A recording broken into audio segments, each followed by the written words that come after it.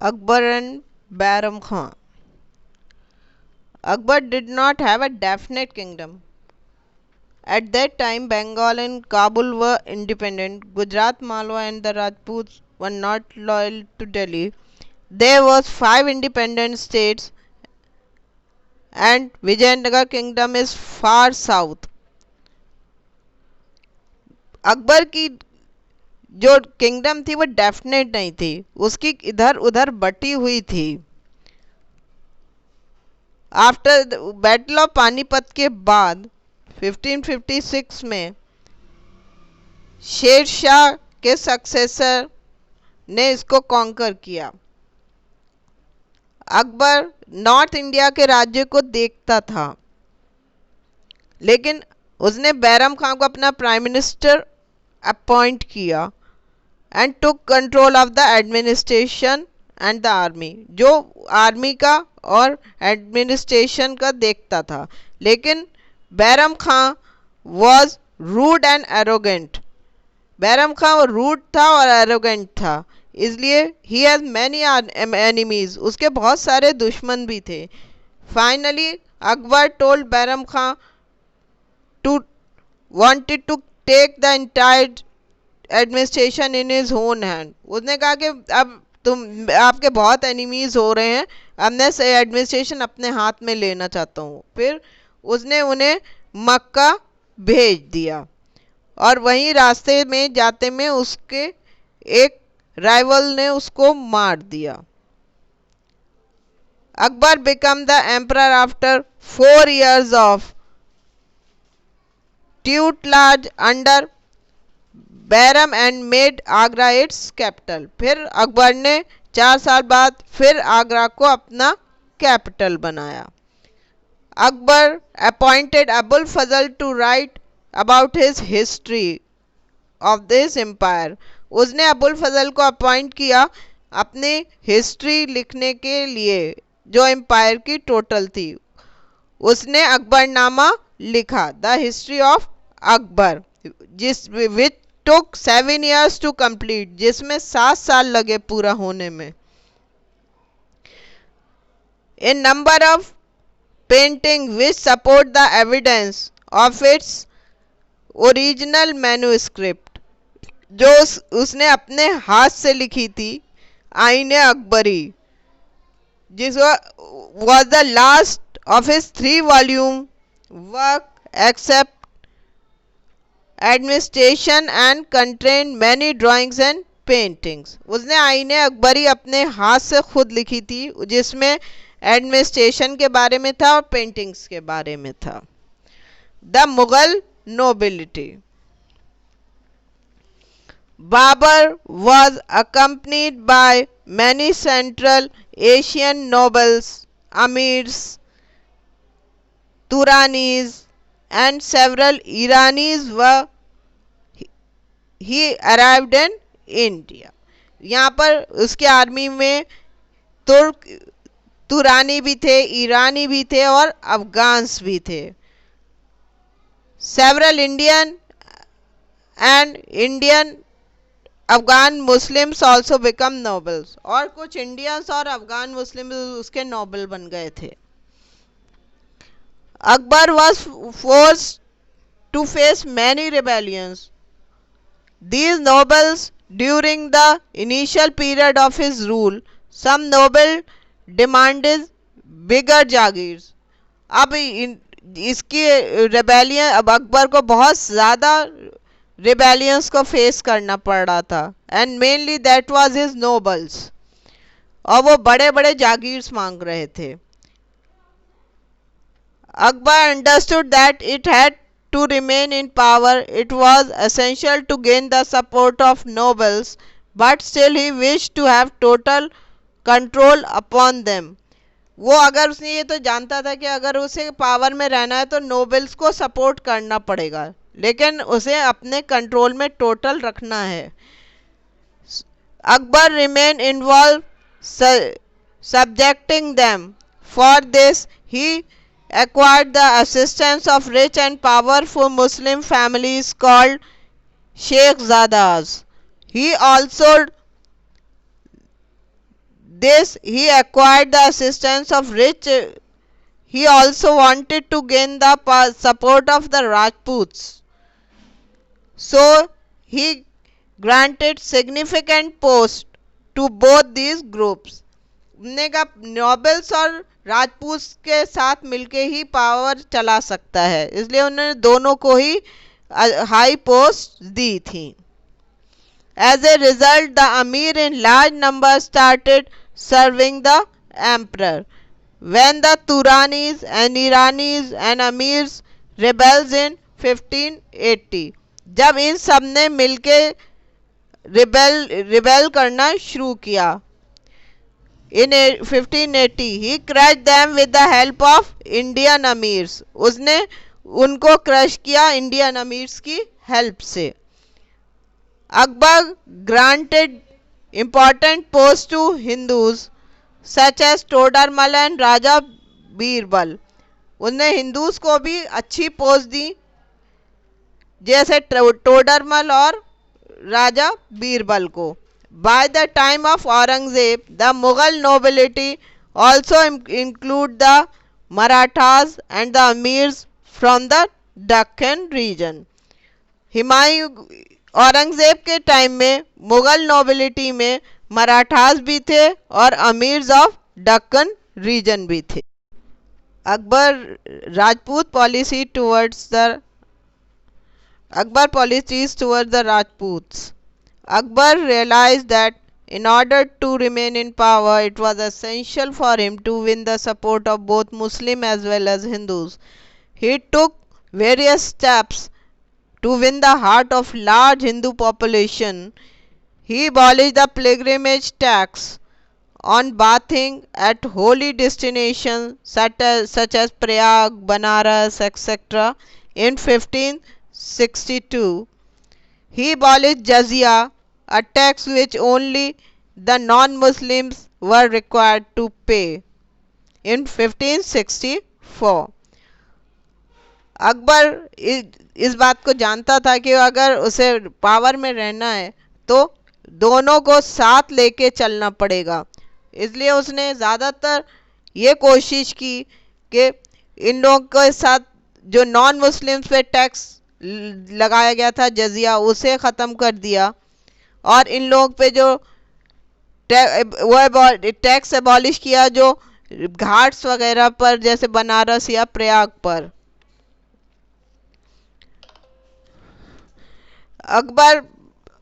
Akbar provided complete religious freedom to Hindu wives. उन्होंने इसने complete freedom दे दी थी.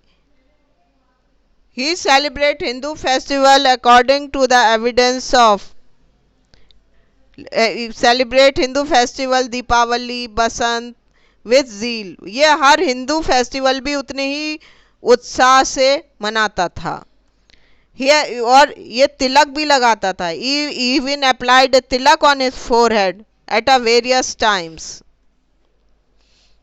The Rajput rulers of Bikaner, Jaisalmer also entered into martial alliances with Akbar. Akbar allowed the rulers to rule upon their kingdom and they all become Amir who had Jagirs. इनके यहाँ इसने matrimonial relations भी बनाए और इनको ruler बनाया जिनको बड़ी बड़ी जागीर्स भी दी. They assisted him by proving their army providing their army to him or supplying contingent during the time of war. उसे अपनी आर्मी भी देते थे और खाने पीने का सामान और जो ज़रूरत होती थी देते थे. So he attacked and occupied them. After he conquered Chittor, Rana Uday of Mewar had fled the Chittor fort. Rana Pratap, his brave successor and son, waged a lengthy war with Akbar, but he gradually reoccupied most of the part of Mewar. Rana Pratap वहाँ से मेवाड़ से भाग गया red Chittor fort से. तो उसके बाद उसने और उसके सक्सेसर ने इनसे लंबी लड़ाई लड़ी, लेकिन आखिर में वो सारा पार्ट इसने दोबारा से मेवाड़ का ले लिया, बट नॉट चित्तौड़। उसे Chittor Rana Pratap confronted the Mughal army, which was led by Man Singh in the battle at a place called Haldi Ghati.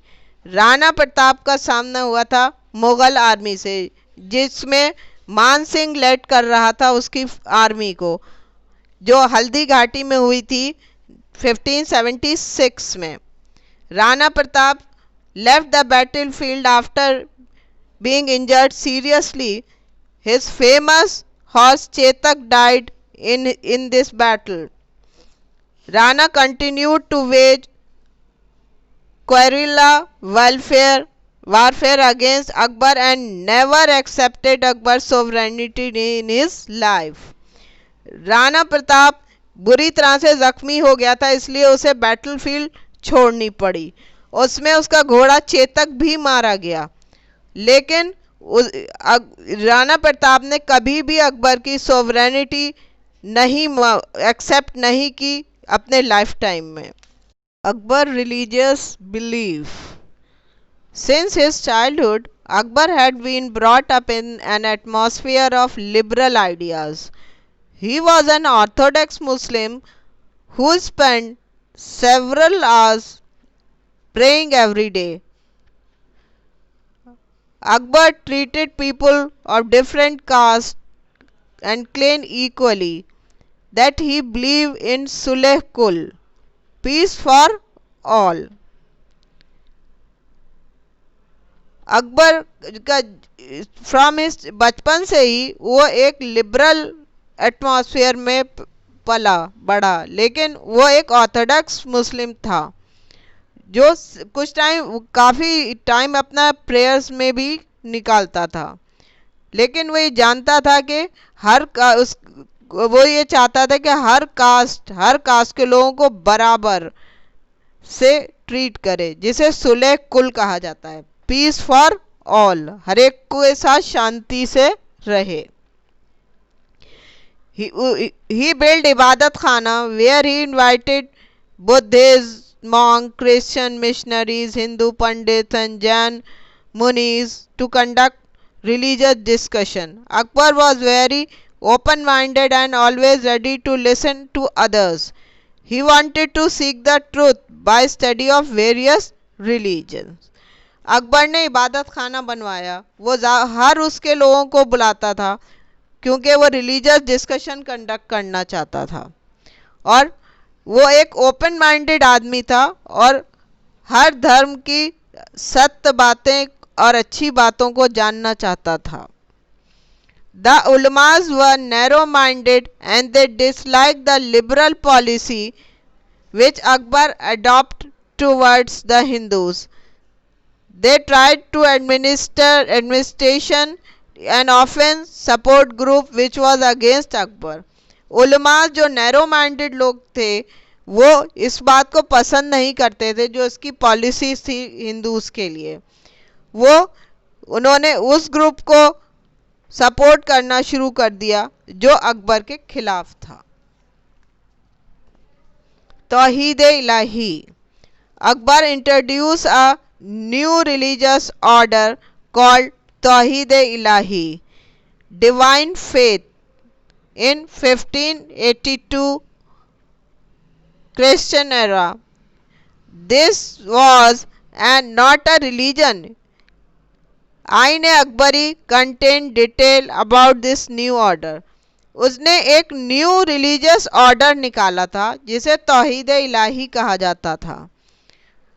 ये एक कोई रिलीजन नहीं था, ये इस ऑर्डर के बारे में आईने अकबरी में दिया गया। It says that one who wish to join this new order and whom the emperor provide his consent were admit on a Sunday. वो ये एक संडे में हुआ करता था। उसने कहा जो इसे ज्वाइन करना चाहे वो कर सकता है। The member of this order greet each other with Allahu Akbar, means God is great, every member host a dinner on his birthday and give up eating meat specifically in his birthday months. This order has no priest, no worship place and no rituals. इस order में ये था कि जो greet करेगा किसी को भी वो अल्लाह अकबर कहेगा, और डिनर और जो भी मेंबर हैं उनकी बर्थडे पर डिनर होता था, लेकिन वो मीट उन्होंने खाना स्पेसिफिकली छोड़ा था on in the month of the birth, जो जो उनका बर्थ का मंथ था। इन ऑर्डर दे उसमें ना प्रीस्ट होते थे, ना वर्शिप होती थी और ना ही कोई रीति रिवाज। Birbal was the Hindu to join the order. Birbal ने सबसे पहले इसको ज्वाइन किया। Most of the other leading noble refuse to join it. 80 years after Akbar's death, this new order came to be called as दीन-ए-इलाही। उसकी 80 years के बाद डेथ के इसे दीन-ए-इलाही कहा जाने लगा। Akbar adopted vegetarianism, stopped cow slaughter and celebrate Nowruz, Parsi new year. उसने अकबर ने टोटली वेजिटेरियन हो चुके थे, उन्होंने काउ स्लॉटर बंद किया था, और नौरोज ये कि पारसी फेस्टिवल होता है जो न्यू ईयर पे सेलिब्रेट करते हैं। ही गॉट गीता, वो Gita, Bible, Ramayan and several other text translated into Persian. Akbar ने रामायण, बाइबल और गीता को पर्शियन में ट्रांसलेट भी किया है। Although Akbar never learned to read and write, yet his power of grasping the text read to him was marvelous. वो कभी उसने पढ़ता लिखता ज़्यादा नहीं था, लेकिन उसे ग्रेस्पिंग पावर अच्छी थी। जो कोई वो सुनता था वो जल्दी से अडॉप्ट कर लेता था। He remembered the name of his thousand of his elephants, pigeons, deer and all of his horses. Even उसको सारे अपने thousands elephant, pigeons और deers के और horses के नाम याद थे। Akbar suffered a stomach ailment in October 1605 and fell seriously ill, and he died at the age of 63. उसके पेट में प्रॉब्लम स्टार्ट हुई, वो बहुत ज़्यादा सीरियसली इल हो गया 1605 में और उसकी डेथ हो गई एट द एज ऑफ 63।